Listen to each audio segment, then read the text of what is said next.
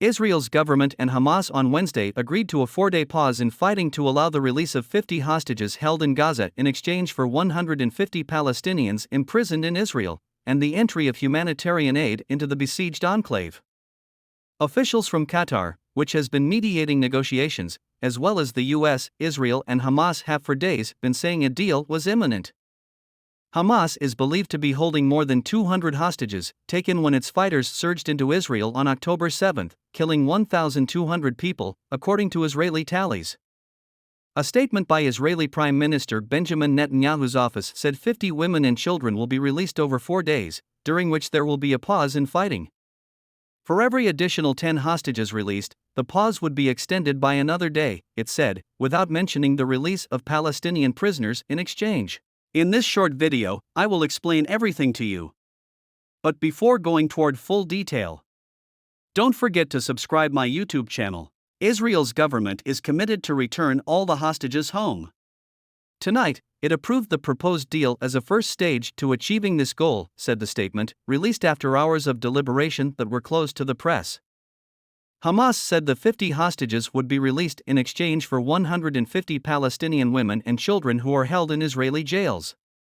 The truce deal will also allow hundreds of trucks of humanitarian, medical, and fuel aid to enter Gaza, Hamas said. Israel had committed not to attack or arrest anyone in all parts of Gaza during the truce period, it added. The accord is the first truce of a war in which Israeli bombardments have flattened swaths of Hamas-ruled Gaza, killed 13,300 civilians in the tiny densely populated enclave and left about two-thirds of its 2.3 million people homeless, according to authorities in Gaza. Before gathering with his full government, Netanyahu met on Tuesday with his war cabinet and wider national security cabinet over the deal. Ahead of the announcement of the deal, Netanyahu said the intervention of U.S. President Joe Biden had helped to improve the tentative agreement so that it included more hostages and fewer concessions.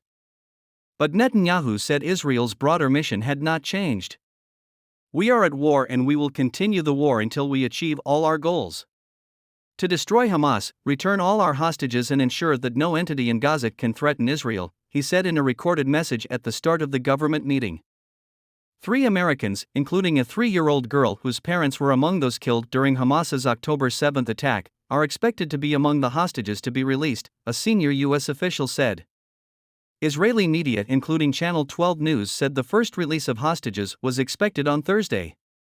Implementing the deal must wait for 24 hours to give Israeli citizens the chance to ask the Supreme Court to block the release of Palestinian prisoners, reports said. Hamas has to date released only 4 captives, U.S. citizens Judith Ronen, 59, and her daughter, Natalie Ronen, 17, on October 20, citing humanitarian reasons, and Israeli women Nurit Cooper, 79, and Yoheved Lifshitz, 85, on October 23.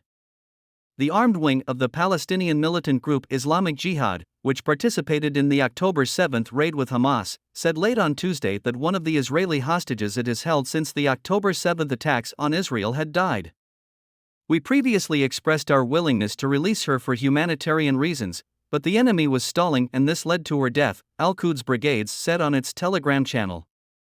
Hospital ordered to evacuate as attention focused on the hostage release deal, fighting on the ground raged on.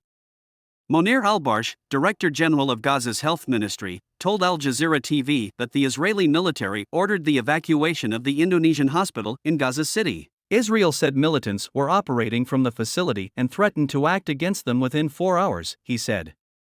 Hospitals, including Gaza's biggest Al-Shifa, have been rendered virtually inoperable by the conflict and shortages of critical supplies.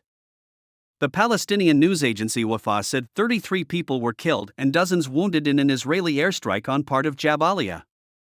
According to the United Nations, most Palestinians in Gaza are registered as refugees because they or their ancestors were displaced by the 1948 War of Israel's creation.